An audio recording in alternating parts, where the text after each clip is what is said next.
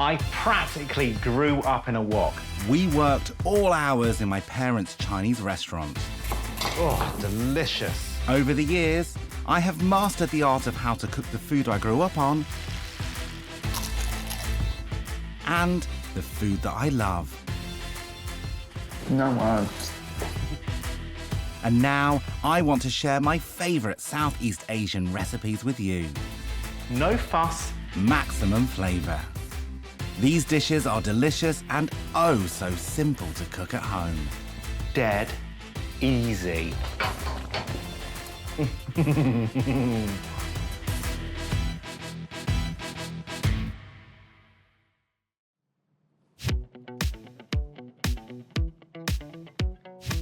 My life is crazily busy, but I still want the joys of home cooking. Easy one-pot wonders are perfect to save time and still deliver all the flavours I need. Plus, I save on the washing up. Today, I'm going to cook 3 of my favourite one-pot recipes. A popular noodle soup found in Indonesia, Malaysia and southern Thailand. And a simple family favourite that transports me back to my dad's village on the borders of Hong Kong. But first, a fragrant dry curry that I learned to cook when I was working out in Malaysia. Don't tell my father this. I'm going to let you into a very big secret. My favourite type of Asian food is Peranakan food.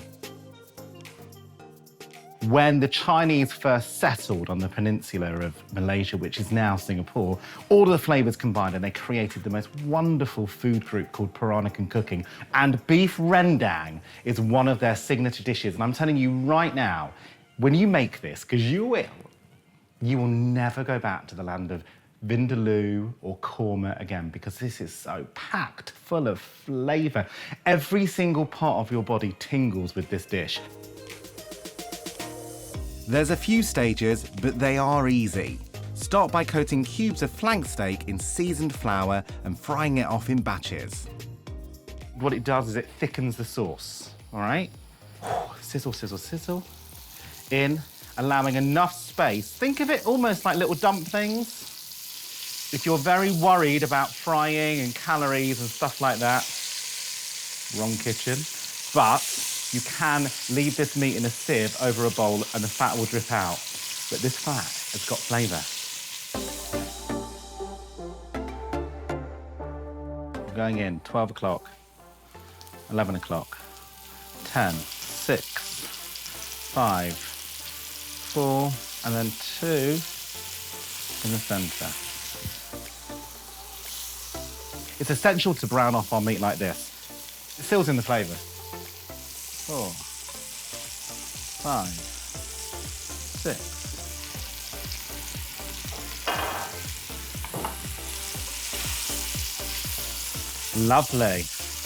This isn't going to be anywhere near as complicated as how I learned in Malaysia. In fact, I got taught by one of the oldest, long-standing Peranakan cooks out there. I was so lucky. And she showed me how to do it. Sat on the floor of a cafe and we were grinding all the ingredients together. It was one of the hardest jobs I've ever done in my life, but so satisfying. So our beef is browned. Our pot has got all those gorgeous flavours in. We're now going to work on our rumper. Hold on, do that again. Rumper with a rolling R. And a rumper translates in Indonesian just to paste.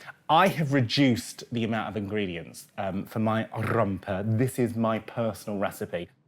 The delicious paste is the backbone of this Malaysian dish. The ingredients are available in most supermarkets. So, this is like making a fabulous curry cocktail. We're going to put in some red onions. Dried chilies. When these chilies get dried, they increase their fire by about 50%. We are going to use cardamom pods. We are going to throw in a whole load of raw garlic. Root ginger. Next, 2 or 3 kaffir lime leaves, some turmeric, galangal, and a whole tin of anchovies. I'm also going to put some coriander in because I love coriander. Stalks as well. Fish sauce, because I like fish sauce and we've got anchovies already. Now, here we go. We're gonna blitz.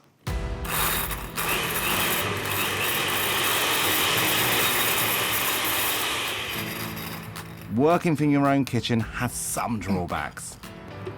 Okay, can I tell you honestly, this mixer is older than water. This is actually like my dad's old 4 Cortina that never ever started, but he wouldn't get rid of it.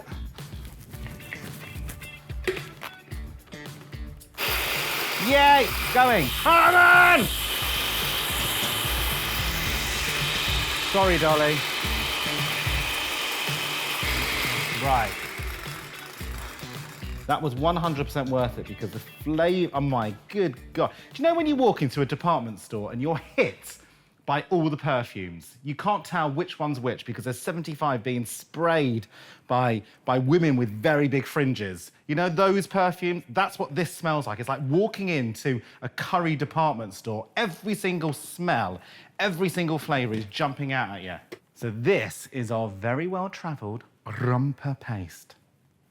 Now to bring the curry together, starting with a sliced onion. Oil, pan, go.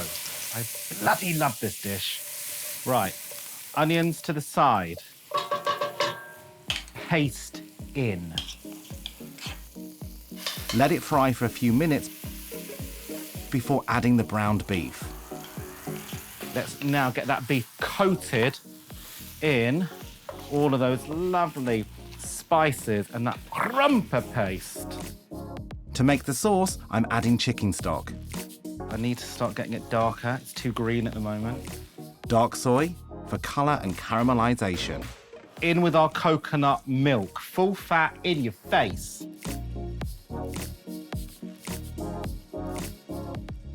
To finish off, desiccated coconut, lemongrass, a cinnamon stick, and bay leaves. A tiny bit more fish sauce as it cooks and all the flavours get released. Okay, now we're going to move it off the centre one. It's too hot. We're going to go over to a smaller heat, lowest you can do. Lid on and leave it. Let it cook for around 40 minutes and it's ready to serve. Delicious Rendang curry full of Rumper, coconut milk, flavour, hundreds and hundreds of years worth of family recipes in one pot. Delicious.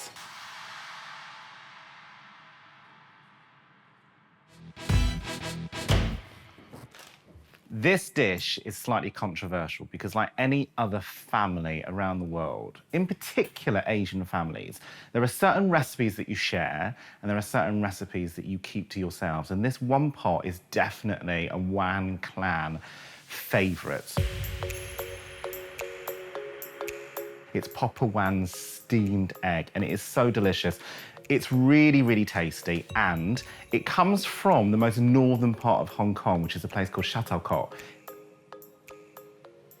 I'm going to be really finicky and very particular about how I chop my vegetables because it is so light. So, very, very small chopped spring onions. And I usually chop very quickly, but actually I want this to feel as uniform as possible.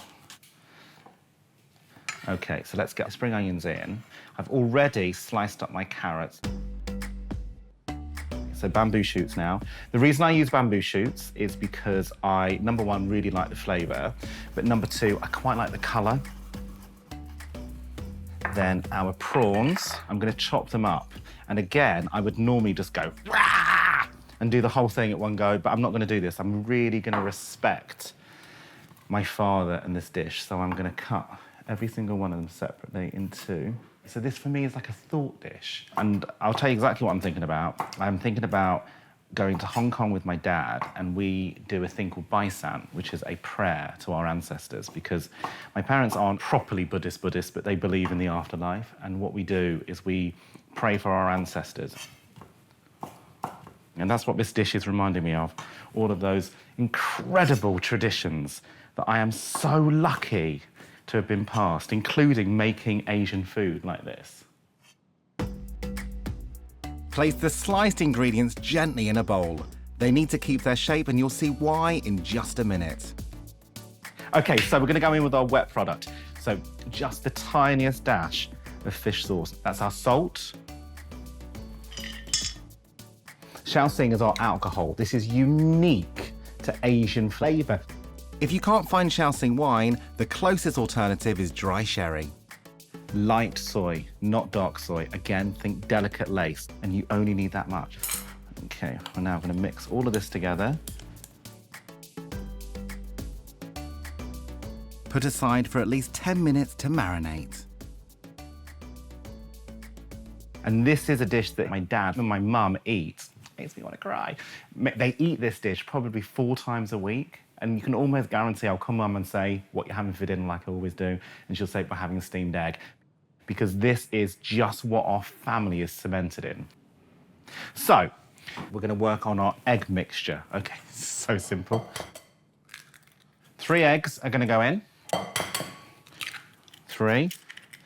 I'm gonna put in a half a cup of water. I'm so sorry, my dad, because he would put in a quarter, but I like mine slightly more fluid. Whisk together, then add a 1/4 teaspoon of the Shaoxing and soy. That's all you need for flavour. It's a very light dish.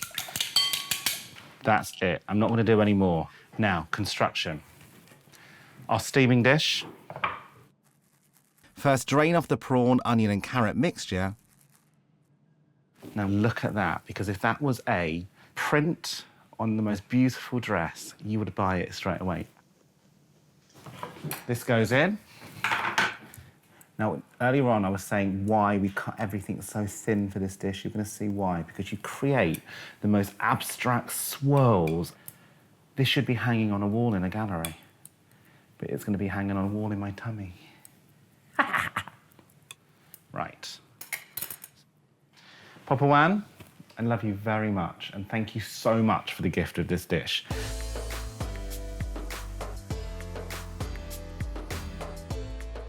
That's enough. Next trick is to pop all the bubbles on top of the egg mixture so it's perfectly smooth.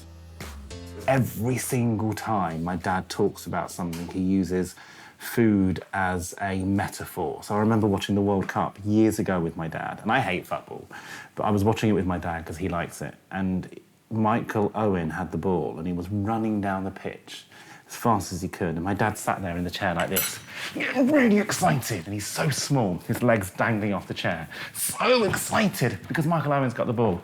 And all of a sudden, he screams at the top of his voice, Michael Owen! Got a leg like chili, hot and spicy!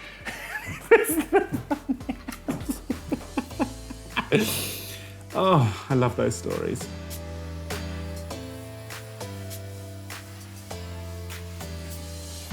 So here we go. Now, lid off the hot water. The steamer drenched in water so it doesn't burn, because this is gonna get very hot. Goes on top. I'm using a bamboo steamer because you do get a bit of flavour from the bamboo into your dish. Steaming also keeps the flavour in your veg.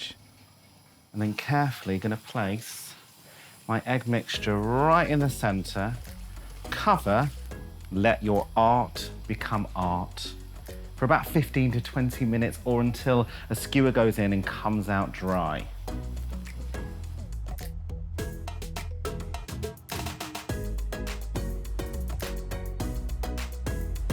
Right. Oh, amazing. So beautiful. You will never, ever eat an omelette again, let me tell you, because you'll just want this every single time. Oh, it's hot. It's hot. Oh. Okay, so let me place her there. Okay, now, light soy sauce, just to break up some of the white with the abstract painting that we just created. Then our fresh cut chives, and then some of our fresh chili just to add some colour.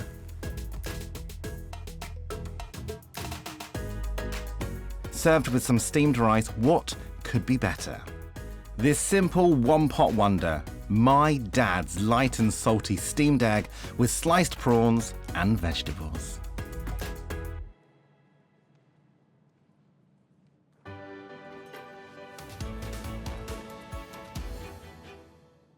This dish I'm going to do today comes from a hawker market in Malacca in Malaysia. It is laksa, originating in the Peranakan culture in Malaysia. It's basically a one pot of gorgeous, beautiful coconut and stock broth, served with chili and lemongrass, and then any other protein you want, plus some vermicelli noodles. On top of that, you've got this wonderful perfumed moment. And the perfume comes from three main ingredients: lemongrass, galangal, and coriander. You can imagine just spraying them over your body when you're going to go on a night out. It is so easy to make. So this flavor we need to combine. 3 cloves of garlic, and just crush these down. Now, I'm not going to be too finicky about the chop on this, because you almost want to feel every single bit of the food. Next thing, about an inch of ginger. Okay, so that's our ginger, and that's our garlic. Next, we're gonna go for galangal. So galangal is from the ginger family, and it's basically like a weaker cousin of ginger. Ginger's like the big, strong, dominant protector, and galangal's the one that hides behind the crowd. Okay, I am gonna put in quite a lot of chili, but you need to moderate this dish as much as you like.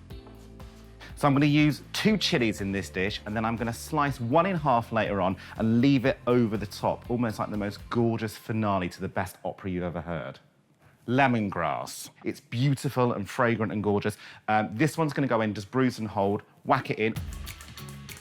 Right, wok on. Now, this wok is so old, so I'm gonna use a little bit of extra oil because it sticks a little bit, I'm gonna be very honest, but I can't throw it away because I love it. The center is gonna be for the heat, the frying. The side is gonna be all of our beautiful stewing, okay? Nice and hot. Tiny little bit of sizzle. So we're gonna go in. We don't wanna terrify our 3 degrees. So, oh, here we go. Hello, Dodo. Hello, my darling. Garlic, ginger, and chili, all at the same time. I love clearing down the board. We're gonna give that a nice little stir around, about 30 seconds, okay? The chili is now starting to color the oil, which I know this is pathetic, but it gets me very excited when I see it. I love color. To complete the flavor base, throw in a heaped teaspoon of galangal and the finely chopped lemongrass. You wanna get that in as early as you possibly can because it needs time to cook. I cook laksa a lot. I like this dish. It's easy. And food for me is about going back on holiday. It's about traveling again. And I may not be in Malacca right now, but I can have a bit of Malacca in my wok. Now for these wonder dry spices. 1 heaped teaspoon of medium curry powder and another of turmeric and fresh kaffir lime leaves, but dried will also work. I want to start now balancing some of those flavors. The sweetness that comes out of these tomatoes, what it's going to do is it's going to then balance all of that with a freshness to the dish. And I have been known, when I've run out of tomatoes, to use a squeeze of tomato ketchup. It does actually work. Right, so our tomatoes now go in. If that isn't just the best thing, I mean, that is just the most beautiful colors. This is an outfit for me. I would be thinking a beautiful red dress with some green in the handbag and then some yellow somewhere. Okay, so now I'm not drinking alcohol. This is actually a chicken stock in a can, and we're gonna go all the way around our wok because we've now got beautiful residue and crispy bits.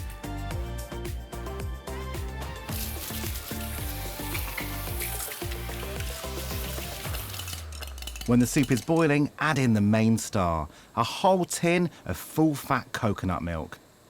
What a gorgeous color. Right, let's have a little taste. Now,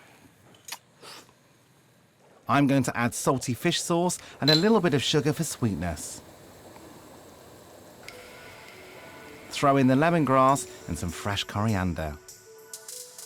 and I saw them do this in a hawker market in Malaysia, and I was fascinated by it. I thought, I have to make that. Okay, so this is now in the most perfect soup condition. We're gonna add in our proteins, a massive chunk of fish. I'm leaving the skin on because the skin will act as a way of keeping the flesh together. And you want these to be substantial. You want them to hold their own. Okay, so our salmon's going in. We're gonna drop it in. We're not gonna move this around too much because we don't want to break up the fish. We want it to stay whole. Finally, the fresh prawns. And the reason why I'm taking all of the big stuff out is because I'm a stylist and I want to make it look really, really pretty and rustic. And now I'm going to add in my noodles. So historically, laksa always has vermicelli, which is a rice noodle. And they're going to take on that colour straight away. Look at that! If you were in Malaysia, they would serve it for breakfast at 8 o'clock for people in the hawker market because you don't have cereal there. And the best time to buy that pot of laksa would be at 8 o'clock at night because the longer it sits, the more fragrant it is. There we go, 20 minutes to prep, 20 minutes to cook, probably about a minute to eat because it's delicious.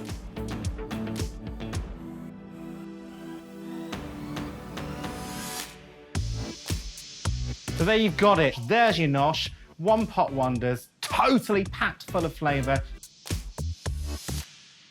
No compromise whatsoever, just easy, home-cooked Asian food that you will cook for the rest of your life, I guarantee.